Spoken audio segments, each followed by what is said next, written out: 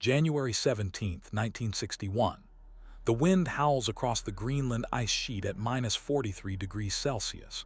No cities, no trees, no rescue for months. A white geodesic dome rises from the storm like a ghost of the Cold War, its metal skin groaning against wind that could strip flesh from bone. Inside, a handful of men stare at a radar screen in the dim green glow, waiting, watching for something that could end the world. This is Die 2. One of the most isolated military outposts ever built, a sentinel designed to detect the first signs of nuclear war. For almost 3 decades, they lived here, watching, waiting, and surviving in a place not meant for people. They didn't fight a war.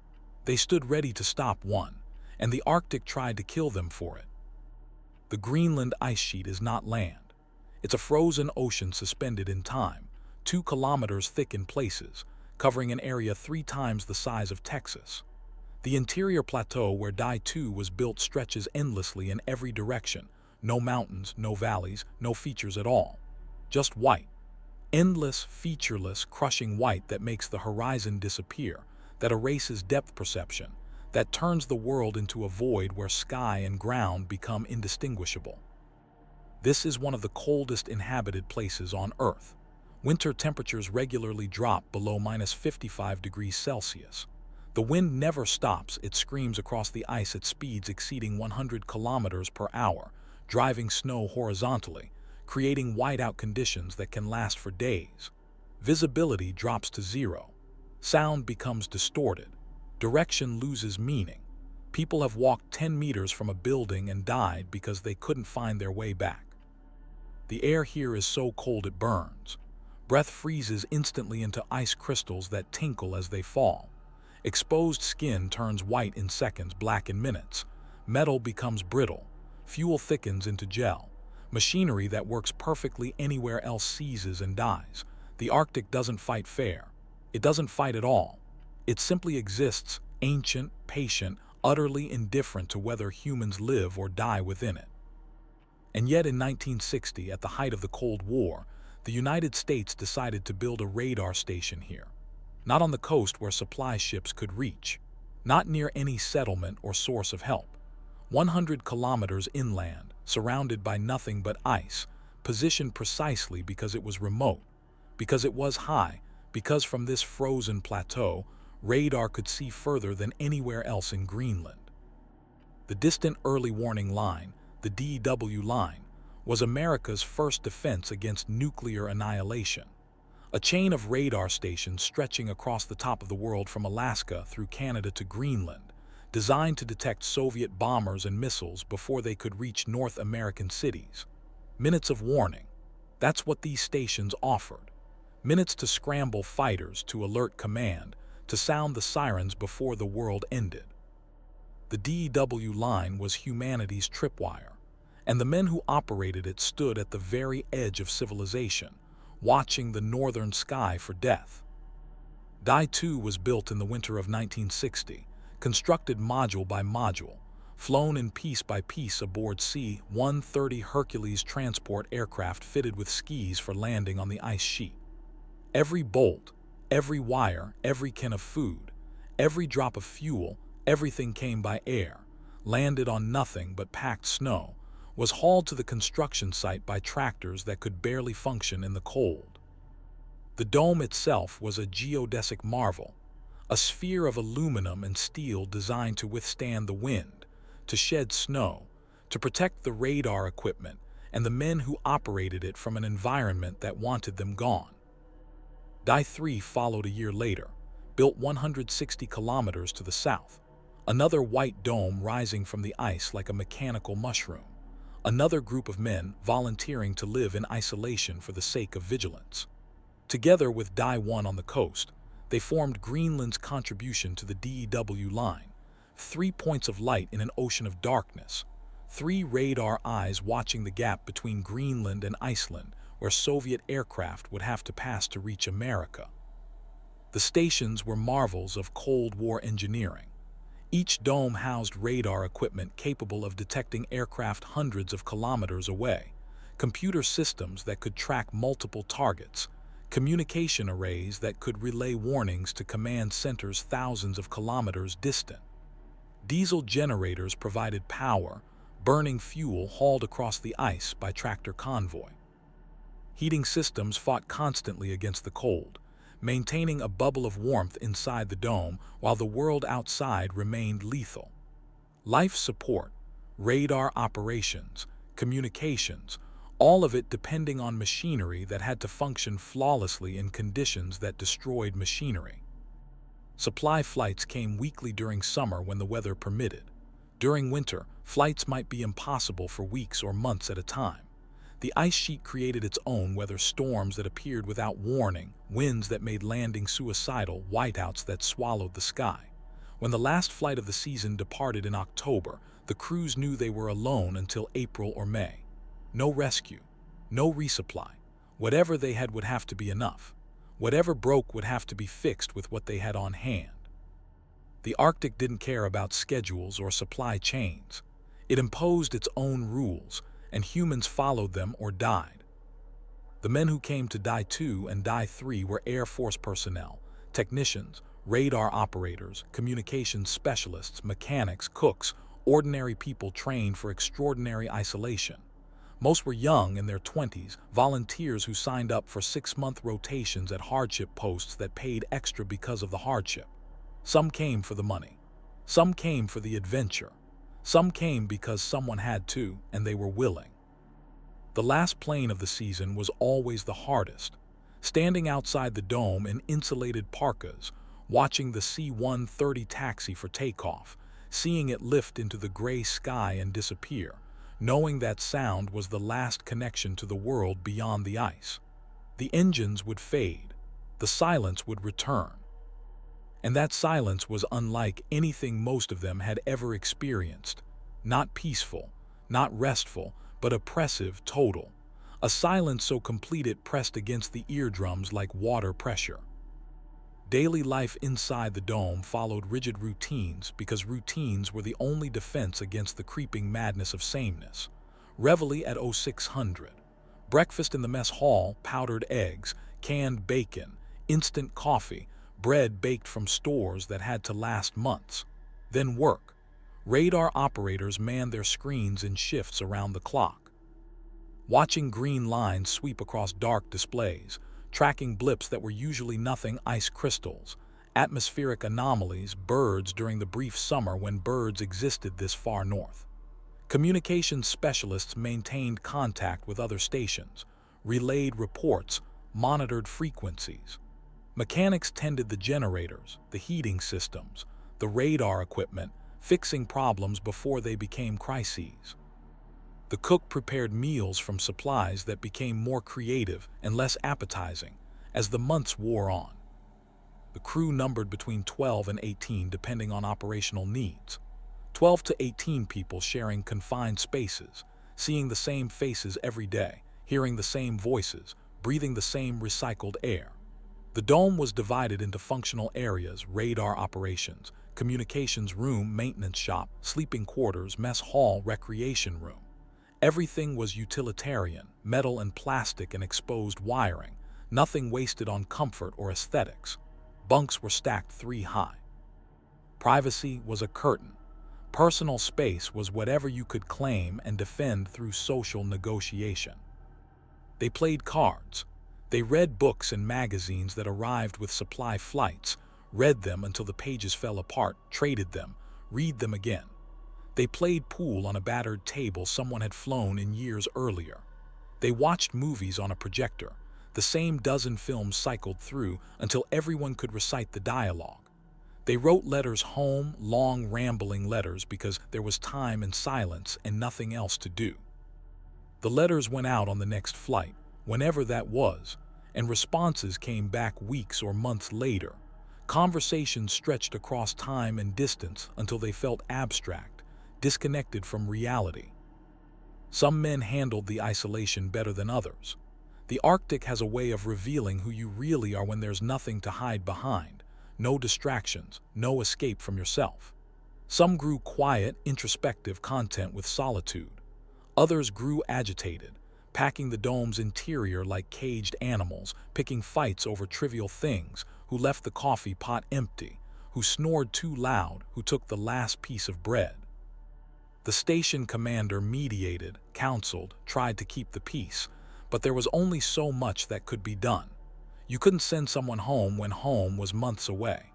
You couldn't separate people when there was nowhere to separate them to.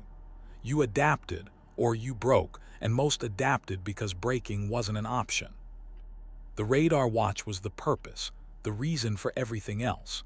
4-hour shifts staring at screens in a darkened room, monitoring the sky, watching for the attack that everyone hoped would never come, but that they had to assume was always imminent. The Cold War made fear routine. Mutually assured destruction was doctrine. Soviet bombers were real, Soviet missiles were real, and the northern approach across the Arctic was the most direct path to American cities. The men at Die 2 and Die 3 were the first line of detection, the early warning that could mean the difference between surprise and response, between annihilation and survival. They came here to guard the sky, but what they really confronted was the crushing weight of silence, the knowledge that they were expendable, that in a real nuclear exchange, warning the mainland was all that mattered. Whether they survived was irrelevant. They would die with everyone else, but they would die having done their job, having given those minutes of warning that might save millions of lives elsewhere. It was not a comforting thought, but it was purpose. And purpose, even grim purpose, was something to hold on to when everything else felt meaningless. Then came March 1974, and Die 2 learned exactly how close to death they actually were. The storm arrived without adequate warning, a low-pressure system that intensified faster than forecasters predicted, that drove temperatures down and wind speeds up until the world outside the dome became pure chaos. Minus 55 degrees Celsius. Wind gusting over 120 kilometers per hour. Visibility zero. The dome shook, metal groaning under forces it was designed to withstand, but that still felt apocalyptic from inside.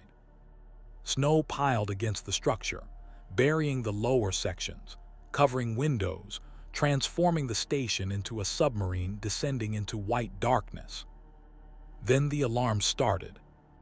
Generator 1, the primary power source, was failing. Oil pressure dropping, temperature spiking. Something was wrong with the fuel system, fuel too thick from the cold, unable to flow properly, the engine straining, overheating even as the world outside froze. The generator coughed, power fluctuated. Lights dimmed, the radar screens flickered, and then Generator 1 shut down completely, emergency safeties killing it before it could destroy itself. Generator 2 kicked in immediately. This was the design, redundancy, backup systems, fail-safes upon fail-safes. But Generator 2 wasn't meant to run alone for extended periods. It could power life support and essential systems, but not everything. Not full radar operations, not full heating. The temperature inside the dome began to drop, slowly at first, then faster. Minus 10 degrees, minus 15. Breath becoming visible in the control room, fingers growing numb even inside the dome. The station commander made the call. They had to fix Generator 1, had to go outside into that storm, into that cold, and manually restart the frozen fuel system. If they didn't, Generator 2 would eventually fail under the load, and when it failed, they had nothing. No power meant no heat. No heat meant the interior temperature would plummet toward equilibrium with outside. At minus 55, they had hours before systems froze, before water lines burst, before the station became uninhabitable. At minus 55, even inside the dome, they would freeze to death. 2 men volunteered, the station engineer and a mechanic. They suited up in the airlock, layers upon layers of insulation, windproof outer shells, heated gloves that ran on battery packs, full-face masks to protect lungs from air so cold it could cause frostbite from the inside. They clipped safety lines to their belts, ropes connecting them to the dome, to each other, to survival. In whiteout conditions, you could walk 3 meters and lose all sense of direction. The rope was life. The outer door opened. The storm swallowed them. Inside, the remaining crew monitored radio communications, listening to fragmented transmissions through howling static. Can't see anything. Following the rope, wind noise overwhelmed everything. The engineer's voice, tight with cold and fear, found the generator access frozen shut. Time became meaningless. Minutes stretched into hours. Temperature kept dropping. -20 inside now. The crew layered on every piece of clothing they owned, huddled near Generator 2's exhaust vents, waiting, watching the temperature gauge, calculating how much time they had left. Outside, the engineer and mechanic worked by touch and memory and desperation. The generator's exterior access panel was frozen shut, ice welded to metal. They chipped at it with tools that became too cold to hold, that burned through insulated gloves, that had to be warmed in armpits before fingers could grip them again. The wind tried to knock them down, to rip the tools from their hands, to tear them away from the safety lines. The world was white noise and white snow, and cold so intense it stopped being pain and became something else, something fundamental, a force that wanted to erase them. Panel open, fuel line exposed. Ice everywhere, fuel congealed into thick gel. They had heat packs, chemical warmers meant for hands but now pressed against the fuel line, held in place with frozen fingers, willing the ice to melt, the fuel to flow. One heat pack, 2, 3. How many did they have? Did they have enough? The fuel line cracked. Not broken, just ice fracturing, warmth penetrating, fuel beginning to move. The engineer's hands shook as he primed the system, reset the safeties, pressed the ignition. Nothing. Again. Nothing. Again. The generator coughed, sputtered, caught. Generator 1 roared back to life, diesel engine hammering, power flowing, systems coming back online. Inside the dome, lights surged to full brightness. Heating systems kicked into maximum output. The radar screen stabilized. Someone shouted. Someone else started laughing, high, almost hysterical, the sound of tension breaking. The engineer and mechanic stumbled back through the airlock, covered in frost, shaking uncontrollably, unable to speak through cold, stiffened jaws. The station medic rushed forward, checking for frostbite, hypothermia, the damage cold inflicts on human tissue. Fingers were white but responsive. Core temperatures were dangerously low but stable. They would survive. They had survived. The storm continued for 2 more days, but Generator 1 held. The crisis had passed. In the aftermath, there was no celebration, no congratulations from distant command centers who wouldn't hear about the incident for days when communications could be restored. There was just the quiet hum of machinery, the gradual return of warmth, and the knowledge that they had come within hours of catastrophic failure. The Arctic had reminded them, as it always did, that they existed here at its sufferance. One frozen fuel line. That's all it took. One component failure, one moment of bad luck, and the careful systems that kept them alive collapsed toward entropy. But they had adapted. They had improvised. They had gone into conditions that could kill in minutes and brought the generator back. Not because they were heroes, they weren't. Because they were technicians, mechanics, ordinary people who understood that survival meant fixing what broke, that giving up meant dying, and that dying in the Arctic was mundane and stupid and permanent. The watch resumed. Shifts rotated. Radar screens glowed green in darkened rooms. The sky was monitored, tracked, analyzed. The mission continued because the mission was all there was. Years passed. Die 2 and Die 3 stood through winters and brief summers, through storms and rare clear days when the ice sheet sparkled under midnight sun. Crews rotated in and out, 6 months at a time, hundreds of men over nearly 3 decades, each experiencing the same isolation, the same routines, the same confrontation with cold and silence. The technology improved incrementally, better radar, more reliable generators, improved heating systems, but the fundamental reality never changed. They were isolated, they were watching, and the Arctic was still trying to kill them. The Cold War began to thaw.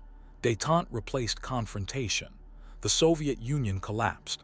The threat that had justified the DEW line diminished, became abstract, then obsolete. Satellites could do what ground radar did, could do it better, could see further without requiring humans to live in impossible places. In 1988, the decision was made. The DEW line would be replaced by the North Warning System, a network of unmanned installations that didn't need crews, didn't need constant supply, didn't risk lives for vigilance. Die-2 and Die-3 were decommissioned. The last crews flew out in the fall of 1988, taking personal belongings and critical equipment, leaving everything else behind. There was no ceremony, no formal closing. The generators were shut down. The radar screens went dark. The doors were sealed, and the Arctic began reclaiming what had always belonged to it. Today, Die-2 still stands at approximately 66 degrees 29 minutes north, 46 degrees 18 minutes west, though GPS coordinates mean little in a landscape without landmarks. The dome is half buried in ice and snow, accumulated over decades, the structure degrading slowly under relentless wind and cold. Occasionally, scientists conducting ice sheet research visit, shelter briefly in the ruins, document the decay. The interior is frozen, dark, filled with abandoned equipment and furniture and the detritus of human occupation. Radar consoles sit silent. Bunk beds still have mattresses, though mice and time have destroyed them. The mess hall tables still stand. Coffee mugs sit on counters, frozen in place, waiting for hands that will never return. Die-3 fared worse. Located 160 kilometers south, it was partially dismantled after decommissioning, components salvaged, the structure left to collapse under its own weight and the weight of accumulating snow. What remains is fragmentary, dangerous, a graveyard of twisted metal and shattered geodesic panels slowly disappearing beneath the ice. The North Warning System that replaced them operates efficiently, reliably, without drama. Unmanned radar sites detect aircraft and missiles with precision the old DEW line could never match. There is no isolation because there are no crews, no suffering because there are no people to suffer.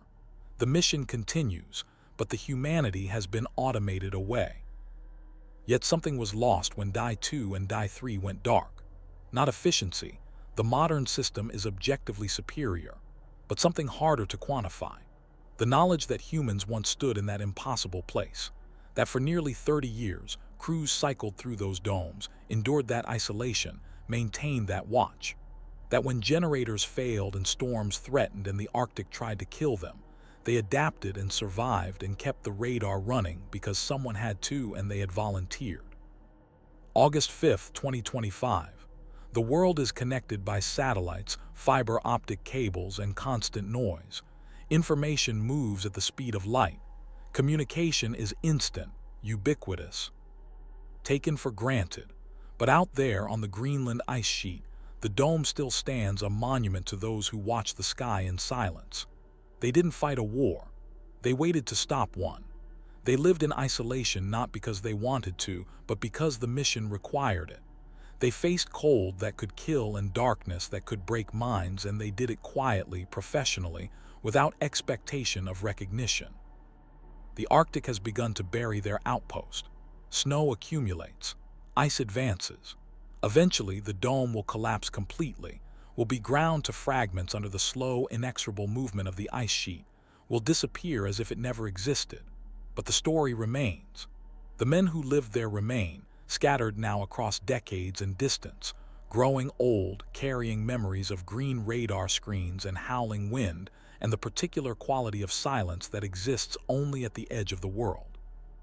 They were sentinels, watchers, guardians of a gap in the northern sky during a war that thankfully never came. They stood ready anyway. They endured anyway. And in their quiet endurance, they proved something fundamental about human nature, that we will go to impossible places and do impossible things not for glory or conquest, but for purpose. Because someone has to watch. Because civilization requires vigilance. Because the alternative to standing guard is accepting darkness. The ghosts of the Arctic radar line are not spirits. They're memories. They're lessons. They're the knowledge that humans once looked at the most hostile environment on Earth and decided to build there anyway, to live there anyway, to persist there anyway. Not because it was easy, because it mattered. The dome stands in the ice. The wind howls.